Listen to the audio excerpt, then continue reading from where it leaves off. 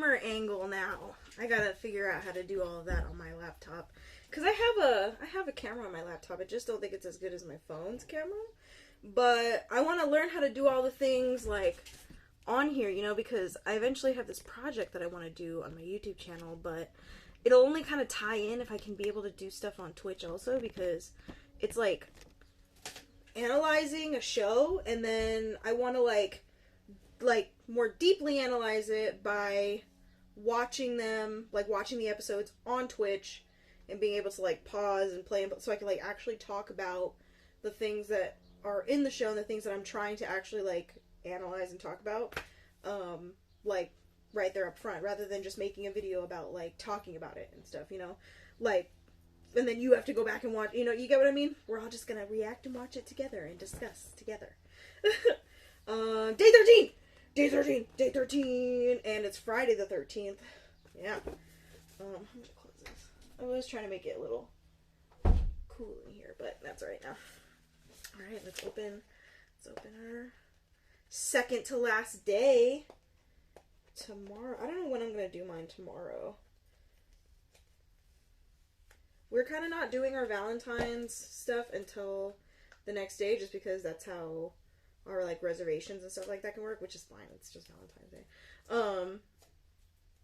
So we're going to do our Valentine's Day on Sunday rather than on Saturday. So, okay. Say Everything by Huntley Fitzpatrick. Alright. To you, he's that boy, but the one who breezes through the door of the diner, blowing in fresh air and the pale green smell of still distant spring, always with the usual crew, the ones from the lacrosse team, full of high spirits and themselves, your own age, you guess, but somehow younger, carefree, dead sure that the world is theirs to enjoy, with every intention of doing that. They swarm, laughing, jolting shoulders into the biggest booth at the back, 4 on one side, 4 on the other. That boy sits on the outside closets, closest to the aisle. The others grab menus they don't need, since they always order the same old things. Burgers, fries, milkshakes, hot apple pie overloaded with ice cream. See, okay, what is your guys' ratio for apple pie and ice cream, right? I always feel like there's a perfect ratio, because, like, I want to eat more of the apple pie, and I kind of think the ice cream is more of just, like, that nice little cool down. Like, almost like the ice cream is like a replacement for whipped cream, right? But a lot of people will like to put more of the ice cream, and almost like the apple pie is like your topping almost. I don't like that. That's too much cold. I want more of the hot thing and putting cold as its like complementer, right? Like, yeah. I was like compliment. What's the better word for that? Like, it's accessory. I don't even know. The boys sit on the outside, closest to the aisle. He goes, burgers, fries, milkshakes, hot apple pie overloaded with ice cream. All he ever gets is iced tea, straight up, heavy on the lemon slices, almost indistinguishable in their lacrosse clothes. Those boys could be any team from anywhere, except that when they wear their blue blazer and khaki uniform, it's easy to know what school they came from. Private, preppy, one town over from here, and a different turn of fate. You would have been here. You would have been there too. You might have been as carefree, no worries about money, certain someone should pick up after you. With a wince, you remember when you were like them. Your major concern that the girls' uniforms were ugly.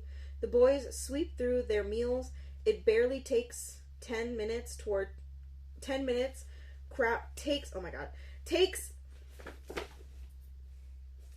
oh my gosh. It barely takes 10 minutes. Crowd out on the next day. Oh my god. I hate how I don't know how to, like, say the way some of these things are written, you know what I mean? So it's like instead of a comma, they do like the dash, right? The boys sweep through their meal. Crowd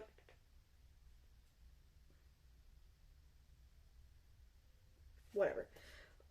Crowd out onto the next good time. That boy moves aside to let them go, flicks a glance towards you as you hover by the cash register. He catches your eye for a moment, then ducks his head to a long pull from his straw. The two reduce the watery ice cubes by now. You walk up to his booth, heart hammering. Why? You do this 10 times an hour during your 6-hour shift. But he's always left with his friends before. Have you given him money this time? Have they given him money this time, or assume he'd pay? Rich kid rolls off him like an overdose of Axe body spray. He's been looking down, long lashes fanning his cheekbones, but glances up when you drop the check on the table, lips parting as though he's about to say, "What?" without a word. He flips his wallet from his jeans, pulls out cash, bill after bill, slides them toward you. This is the first time I've gotten a $60 tip on a $2 glass of iced tea. Yeah! Leaning back against the fake red leather of the booth. Actually, I shouldn't say anything because I have gotten a $100 tip from a $4 beer before. Yep. I remember that. I was working at a bar, and it was like, instead of like trying to ask for the time off, and it's just like a whole story is also, right? But instead of trying to ask for the time off, I just quit because I was helping my sister move from Arizona to Washington, and we just didn't know how much time I really like would be out there and stuff like that. Like everything was just kind of up in the air, so I just quit. Like I just quit. And then like my last 2 days, right? There was this customer, like he was kind of a regular, kind of not, right? Like we knew him, but he wasn't as much of a regular as like some of our others, right? Who were there like quite literally every day. But he came in, he was really cool. He was like talking to me. I was like telling him about it and like telling him about like how excited I am because I've never really like stayed anywhere else that long before and stuff like that, right? So yeah, so it was really cool. And then like I don't know, he was just like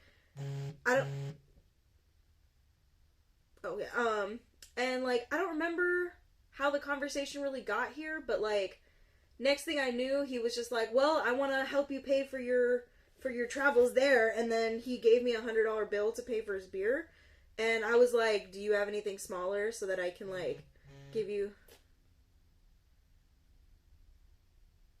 What is that? Anyways, my sister's texting me. I'm sorry. What the hell was I saying? Oh yeah, so and I was like, "Do you have any change, or can I just use a card?" Because it was like literally the beginning of my shift, so I was like, "Dude, we like kind of just open. I don't have change for that. You know what I mean? Like I do, but I don't. You know what I mean? Like it's the beginning of the day." And he was like, "No, like go ahead and keep it and just cash it out as your tips, at the end of the night." And I was like, "What?" And I was like, "Dude, your beer was $4." And he's like, I know, I want to give you that. And then he came back again the next day and did it again. So he pretty much gave me almost a $200 tip, as like a farewell and stuff. And it was really cool because like I wasn't even one of his like favorite bartenders. I know that I've like, if anything, I used to think I annoyed the crap out of him. Oh my god, I gotta turn this on silent now. Okay, BRB real quick.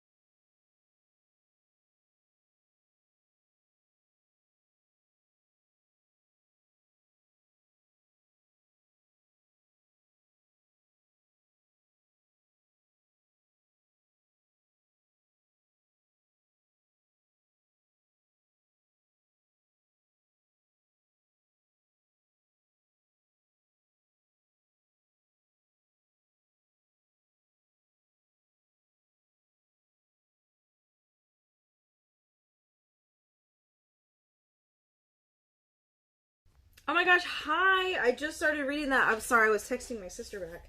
Um, whatever. She's all laughing at me because I texted her that I'm on live right now and I'll talk to her later because I'm busy. Anyways, happy Valentine's Day. Or where are you? Girl, where are you? Or he, she, they, whoever you are. Where are you? That it's already Valentine's Day. That it's like the next day, pretty much. Is it nighttime where you are right now? That's what I want to know.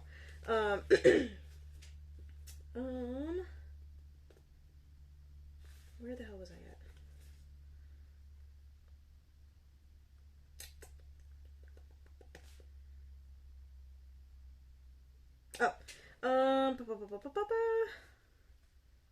This is the first time I've gotten a $60 tip on a $2 glass of iced tea.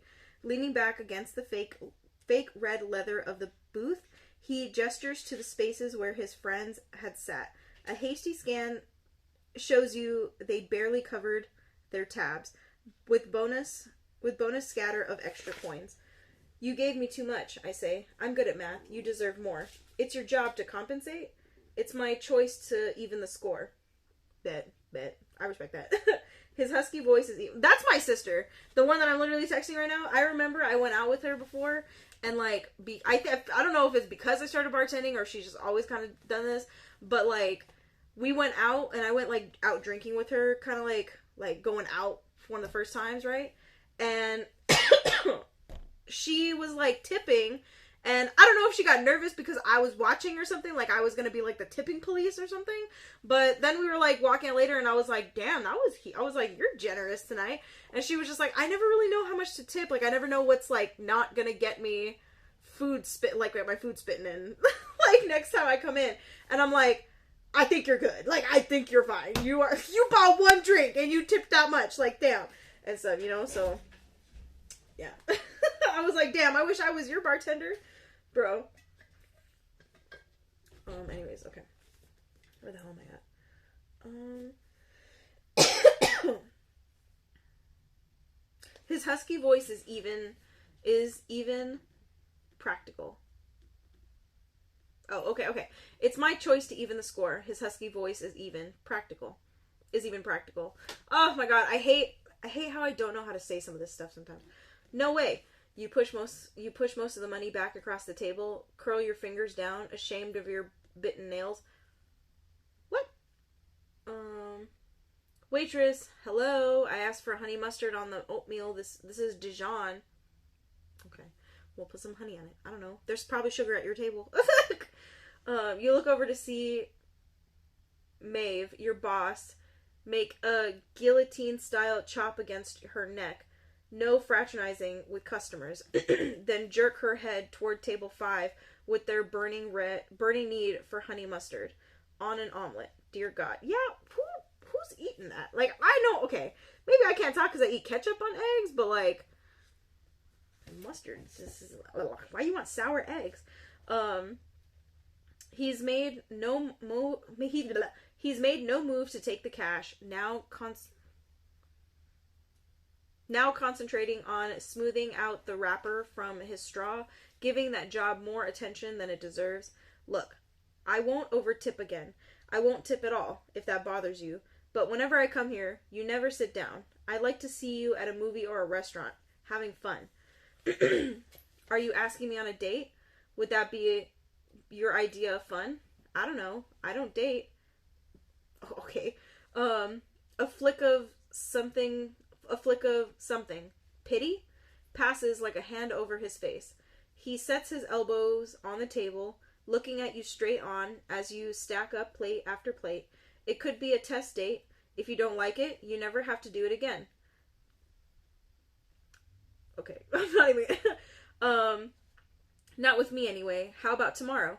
I could pick you up at your house. Or, hey girl, this coffee's stone cold. Do something. It's the crabby guy at table 9 who always takes up a 4-person table by himself. Get out. Do something. Do something. I get off at noon Saturdays. You could meet me here. Not at your own house. Not at your own home. Not now. You used to love having friends over, watching their faces as they saw where you lived, as if that defined who you were.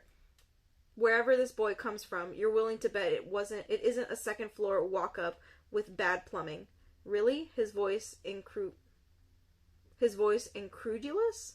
Almost cracking, like he can't believe he's gotten your agreement, as if he had more arguments lined up like ammunition. Ready to fire, sure. Ready to fire, sure. Your answer is braver than you are. His slow smile transforms his face from striking to drop-dead gorgeous. The corners of his eyes scrunching as if you're sharing an in-joke. Like an insider joke? It just says in-joke. That's weird. Dimples you hadn't seen before, bracketing his lips. You're looking straight at him now. For the first time, everything you've noticed before came from sideways glances. Hair long enough to curl around the back of his ears, generous lower lip, thinner upper lip that qualifies that generosity.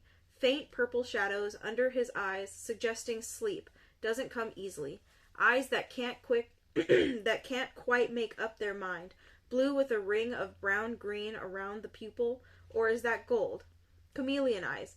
Maybe they tell a truth about him. That he'll be whoever he needs to be, depending on the setting or situation. Something you should remember. You step back, your bussing tray sharp between you, like a gray plastic shield.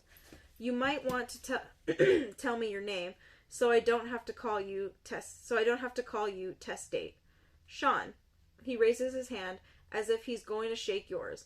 Old school polite, then changes course and brushes it through his hair. Blue-black in the harsh overhead lighting of the diner.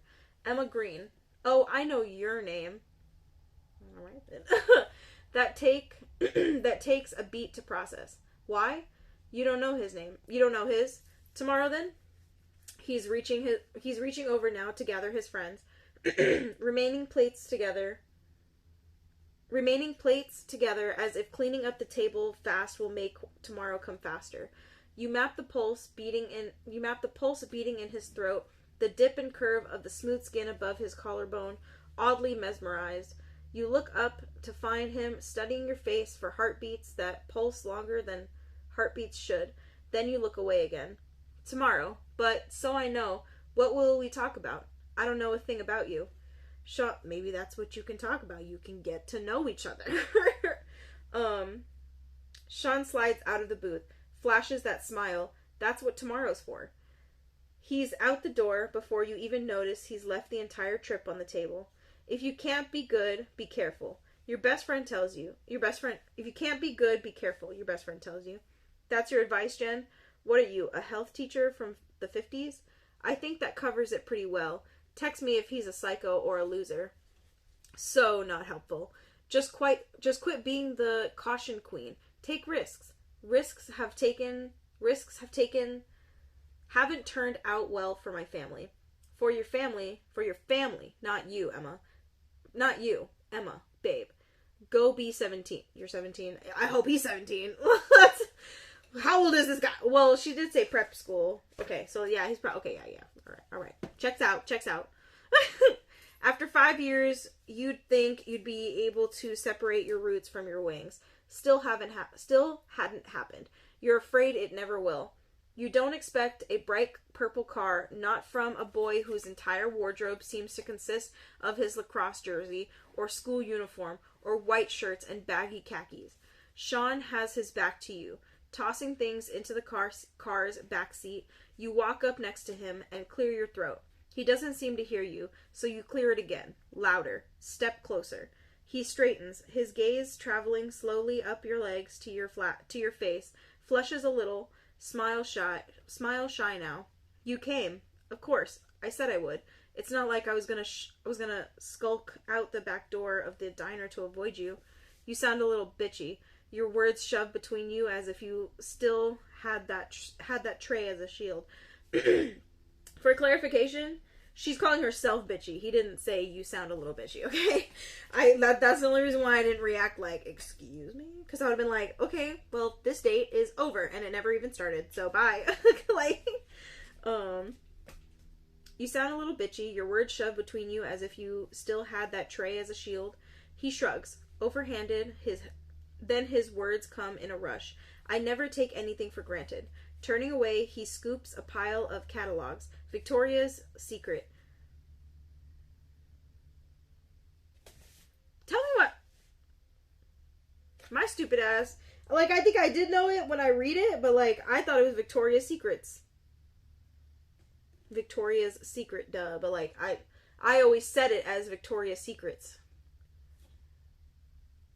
I guess that one's not technically wrong, but it's not what it is. Okay, anyways. Victoria's Secret, Sephora, or Sephora, a few copies of Teen Vogue, off the seat and toss them in the back. Sorry, this will just take a moment. You'll have to lift the seat back. I forgot how long your legs are. Oh. You're slightly taller than Sean. You notice you're slightly taller than Sean. You notice now. So long legs are a good thing? Bad thing? God, this was part of the reason you don't date. You need a translator, and you can't afford one. For your legs? Okay. After you climb in, he pulls open the glove compartment, drops a handful of jewelry in it, a necklace, a few unmatched earrings, a tube of lip gloss. You crane your neck to see if there's anything even more disturbing in the rear seat. Discarded condom wrappers, kicked off high heels, lace thongs. Instead, more catalogs, a flowered scarf, hair scrunchies, a pink hoodie. What is going on right now?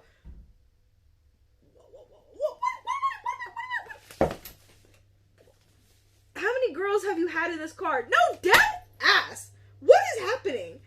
Well, what? Oh no, nothing like that. Well, what is it then? Because it looks a lot. What else can it be? Oh my god. Is it yours? Are you a drag queen? That would make me feel a lot better. I'm not gonna lie. I would much rather that than you being a player. Like, oh my god. And I don't even say that in like oh, drag queens is a bad thing. It's like, dude, I'm not gonna judge you. Just tell me so I can not think that you're just out here hoeing and keeping supplies in the car. Like, oh my god.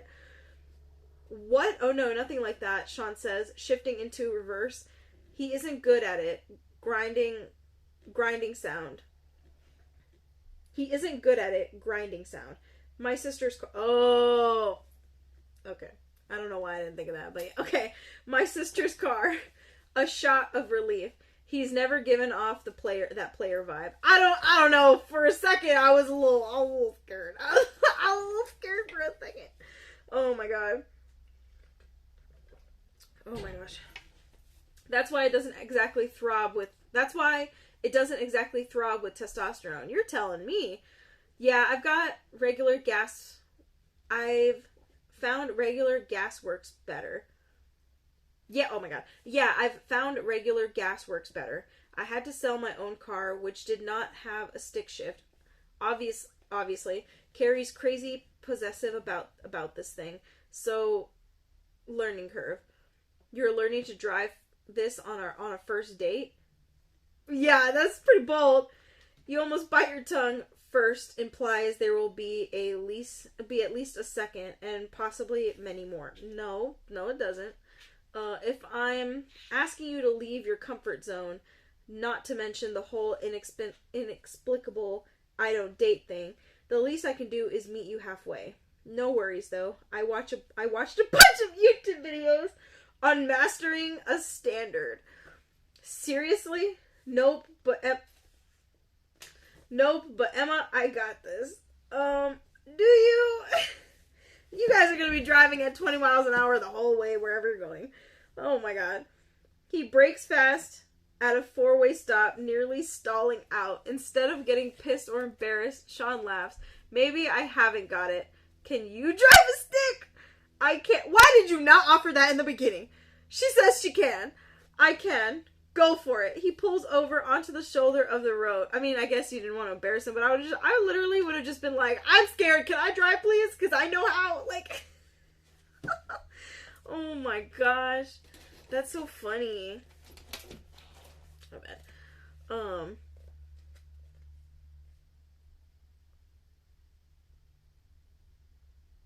Where did I go? Oh, hang on one second.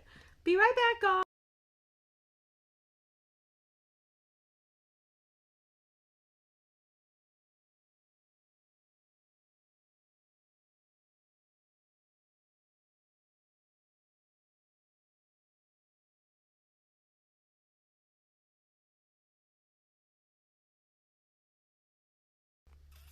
We are back. Back again. Shady's back. Tell a friend. Ooh. Go for it. He pulls over onto the shoulder of the road, settles comfortably into the seat you vacate, folds his arms completely at ease, no ego on the line at all. Love it. Love that. You say after driving for several silent minutes. How'd you know my name anyway? Superior espionage skills. So I'm with a spy? He shifts in his seat, rubs a hand against his jeans. Nervous? You could say that. Although your first name is, in fact, your name tag at work. Although your first name is, in fact, on your name tag at work, you might not be a good spy since you just revealed your secret. Good point. But trust me, I've got more. I hope so. Because that one isn't going to take this conversation very far. Sean chuckles. Why don't you tell me a secret? Like, why you don't date? Or I could maintain my air of mystery, and you could tell me another one of yours, like where we're going. That would be a good thing to reveal right about now. He points left, then right, then a sharp left, over a short wooden bridge, then rumbles in a way you remember so clearly. I need some answers once we get to that bridge, because where are we going? You know what I mean? Like, so clearly it reverberates in your bones into a familiar graveled road. It would have been easier to drive straight off a cliff. You're out of the car faster than the speed of thought, looking up, swallowing hard, arms locked tight against your waist, except for the distant heaven of the ocean. The air so still, deep silence everywhere, as if no one's lived here for ages, as though it all fell into an enchanted sleep when your family drove away. There it is, three-tiered like a wedding cake, rose red, brick covered with climbing ivy. Home. I love this house. You've forgotten Sean until his warmth comes up beside you, the back of his hand brushing yours. Yeah, he says, on a sigh. Me too. After this, he takes only an inhale to get it. Sean? What? Your voice shakes. What's your last name? Lowell. He shoves his fist deep into the pockets of his windbreaker, much too thin to hold off the harsh March wind wiping off the bay. Your throat constricts. You have to suck in air to get the words out. Look, Sean Lowell, I don't want to do this, whatever this is. He steps closer, hands splayed, apology style. You have every right to be pissed. I was afraid. I knew if I told you the truth, you wouldn't come. I mean, why would you? What? Where are we? Why am I here now? To meet your parents? See how you've redecorated? I'm really confused. He stares at you for a second, bites his lip, blinks. A movie and a nice dinner seem more inadequate, considering the whole "my dad destroyed your family financially" thing.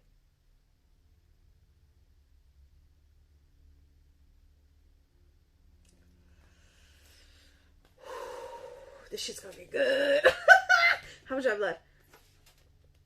Not a lot. Let's find out. Okay. This better not end bad. This better not end abruptly. I'm gonna be so mad. Ooh. Okay. He stares at you for a second, bites his lip, and blinks. A movie, a nice dinner, seem more inadequate, considering the whole my dad destroyed your family financially" thing. Please, Emma, I can do this today. Only today. Do you get how creepy that sounds? All of this is creepy. You wanted to see me have fun? That's what you said. Instead of, I don't know, mini golf, you lured me to my old house with That's your house!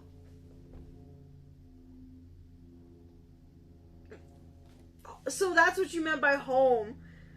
I was confused.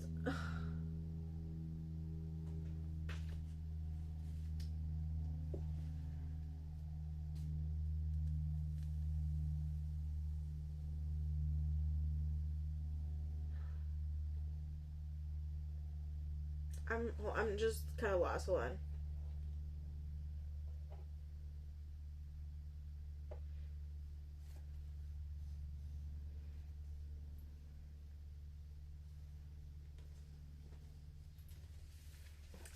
I'm okay. I just gotta keep reading.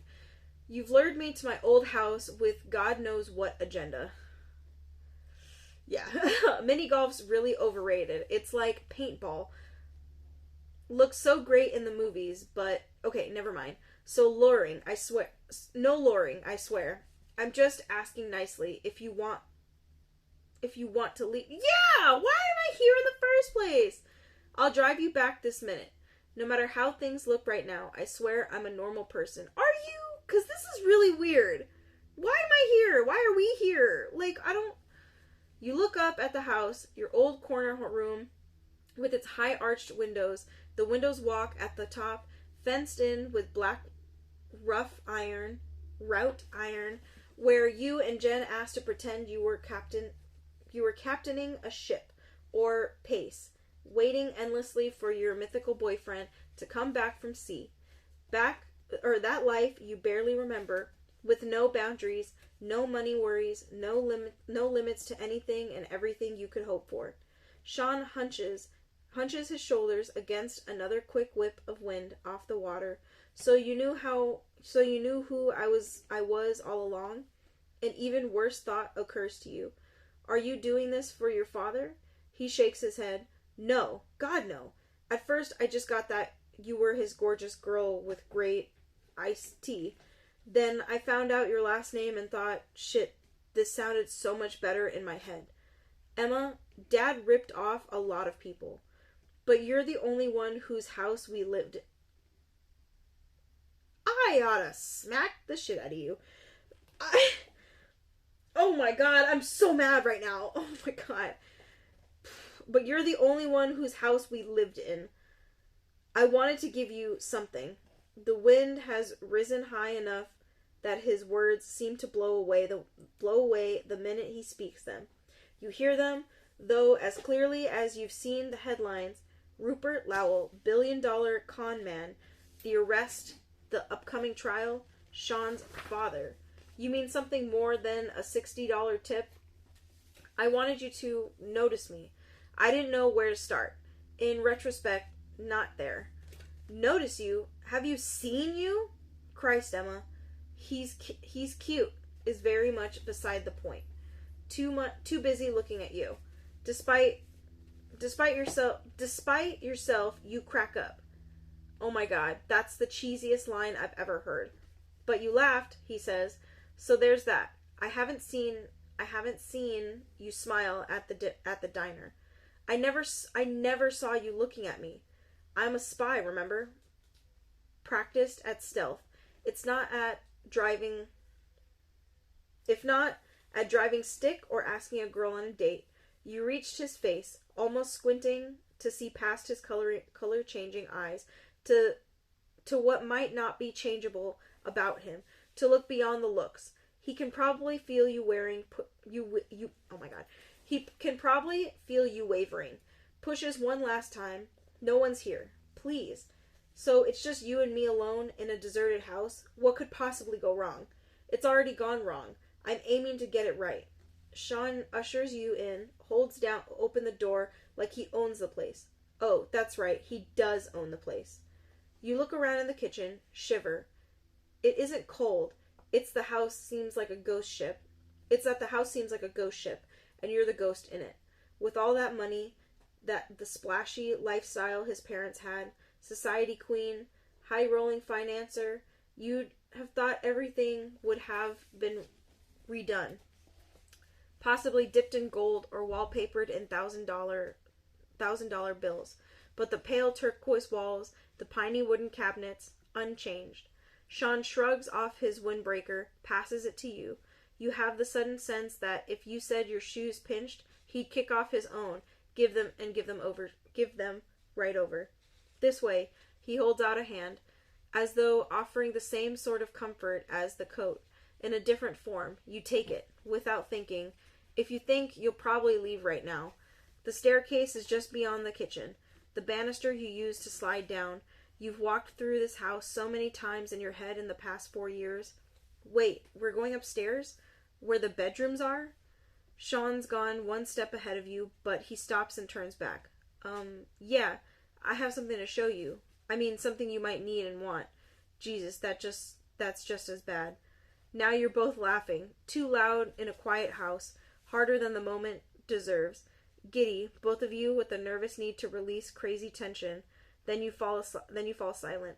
Look at each other in the half light. It's unknown territory. All of this, except that it isn't. Except that it's your home. And Sean strangely doesn't seem out of place in it. He holds up a hand, straight-faced now, just to assure you, all the furniture's gone. No beds. I feel so much better. Totally at ease now, creepy lorry guy. You know, I really prefer test date. Outside the mulined window at the top of the stairs, a knife of silver sunlight slashes through the gray clouds, illuminating just enough for you to make out a tall, hunched figure in the corner of the landing.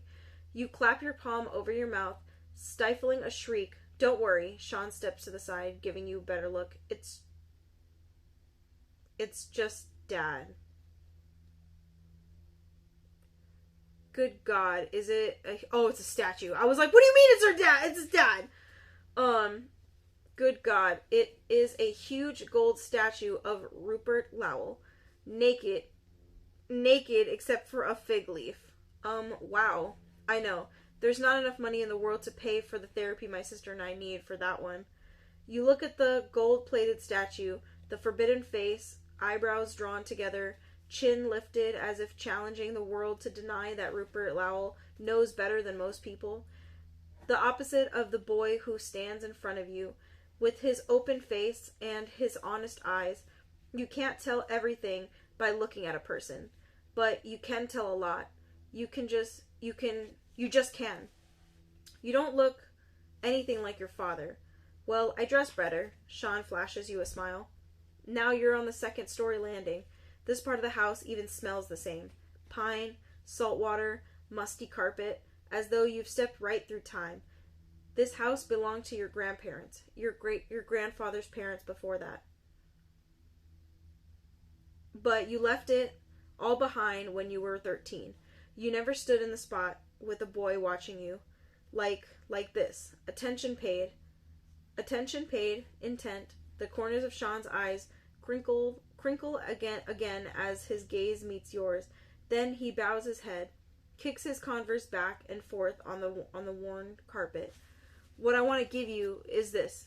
He drops your hand, heading purposely to the corner room. Yours. No furniture, different wallpaper, a window where there wasn't one, the bookshelf gone, where there wasn't one, the bookshelf gone, nothing familiar but the fireplace. No other girl you knew grew up with a fireplace in her bedroom, even though it had never worked. Which is why. Down on his knees in front of the fireplace, Sean reaches up the flue.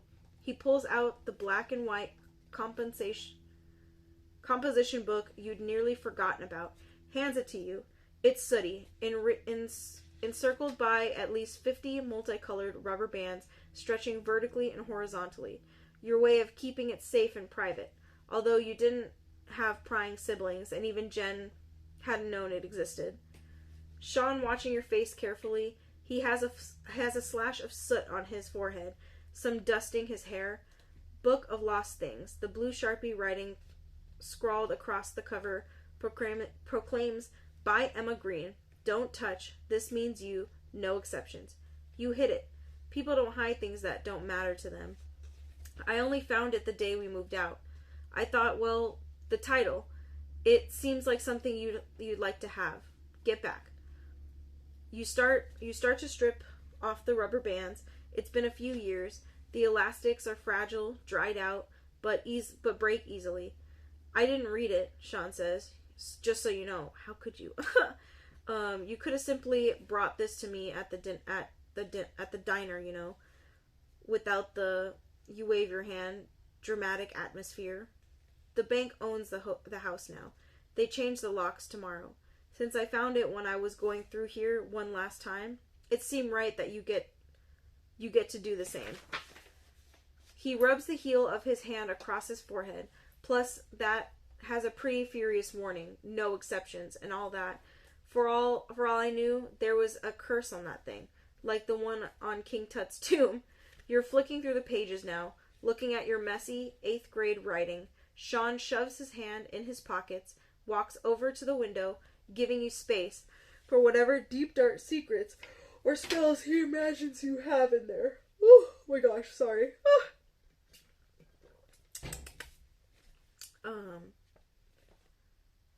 Walks over to the window, giving you space for whatever deep, dark secrets or spells he imagines you have in there. I think you're overestimating the powers of a 13-year-old girl, you say.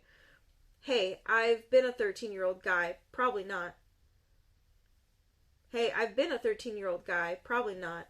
You didn't read it? Nope. You weren't curious? Hell, of course I am. You flip through the pages, settle on one, read aloud, overdosing the ominous voice. Date, January 19th. Place, school cafeteria. Lost. Jake Arruda was next to me in the lunch line. He asked if I could pass the ketchup. I passed it. I didn't say a word. I've been trying to talk to him for 4 months. I could have told him how amazing his first time was at the track meet last week. I could have asked him how his little sister was, because I know she had the eye operation. I could have told him I liked ketchup on a grilled cheese too, even though that's actually disgusting. But I choked and I lost the chance.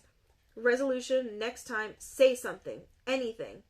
You turn a few pages forward. Date, May 2nd. Place, home. Lost. Mom asks me if I wanted to visit Gran at the hospital. I've been there every single day, and her roommate freaks me out, and it smells weird.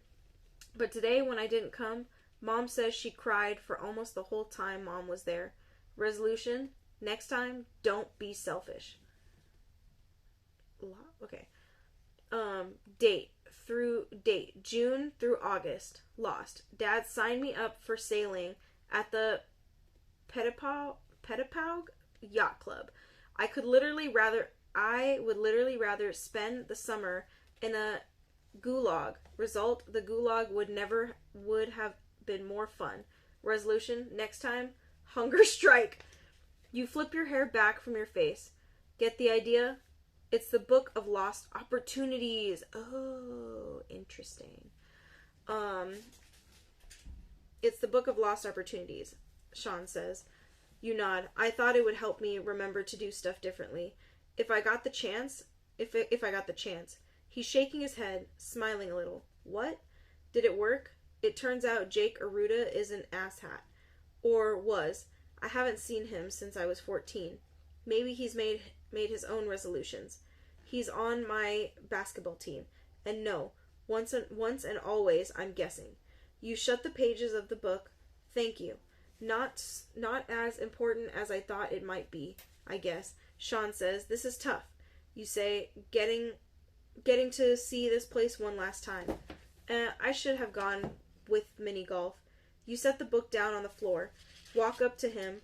His eyes widen, but he doesn't move. So you do. Closer. He smells like soot, soap, salt air, a little bit of sweat. All this was not easy for him. Resolution? You say as he leans just a touch closer, looks down at your lips, then up at your eyes. Do this, you say. Put your lips to his as he wraps his arms tight around your waist. As first kisses go, it probably isn't the best one ever. His forehead bumps into yours. It takes a little while to find the right angle. You breathe in the soot. Your eyes water, and you lose a contact lens. You're both nervous, and you hardly know each other after all. But you will. Before you and Sean leave the house for the last time, you take pictures with your phone of the view out of your bedroom window.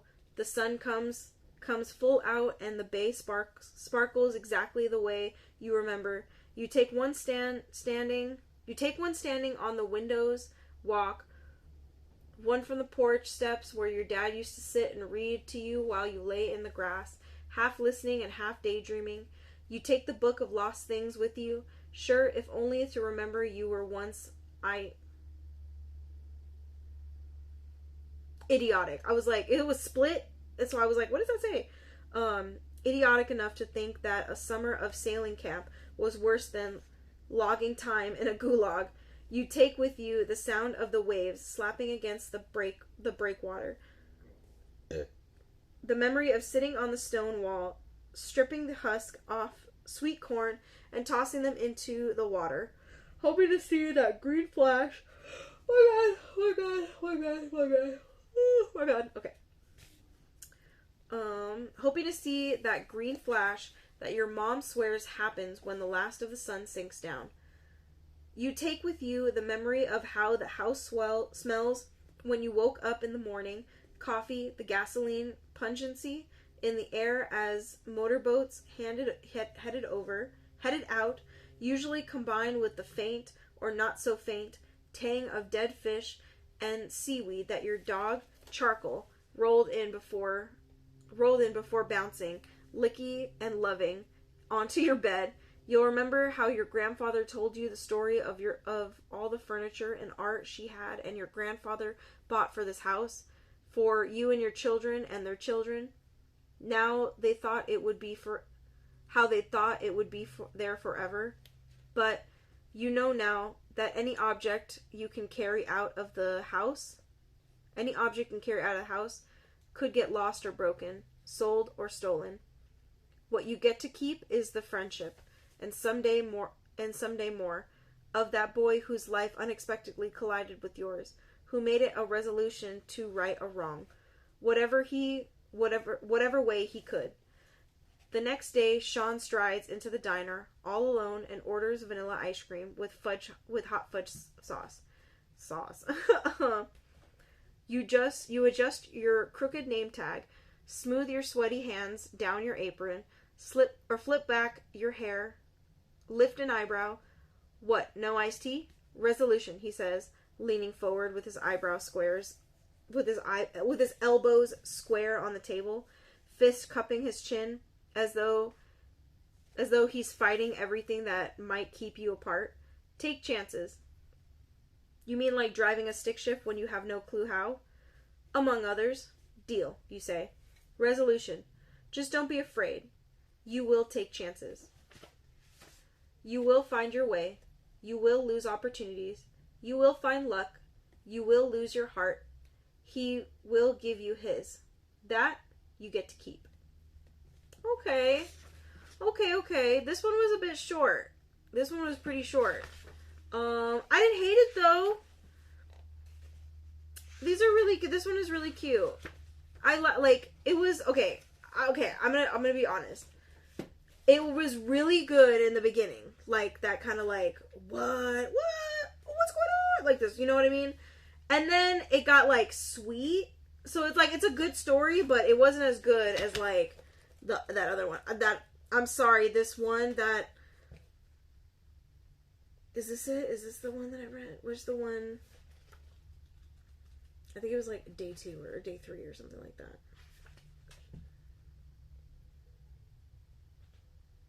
Yeah, day 3, Hourglass. This one is my all-time favorite. All-time favorite. That was the best story in the entire book. I really feel like I might end up reading that one again live on like TikTok live because this was a really good story. But yeah, that was a really good one. It was really short. I was actually really surprised by that. I didn't realize that it was that short. But yeah, that was cute. It started really strong, and then it didn't like abruptly end. I mean, kind of. There wasn't really like a whole like it wasn't like I was waiting for more kind of thing. Like it wasn't like a wait, what happened to this person? What about that kind of thing, right? So that's why I say like it didn't end abruptly, but you know, it was good. I think for the way it started, it could have maybe ended a little better, but like it still was really good. I think it was still a really cute story. It shows that sometimes, you know, love can happen out of crazy situations, even when ooh, that's gonna be a crazy meeting. Now I do have questions. Now I do want to know what happened and stuff like that.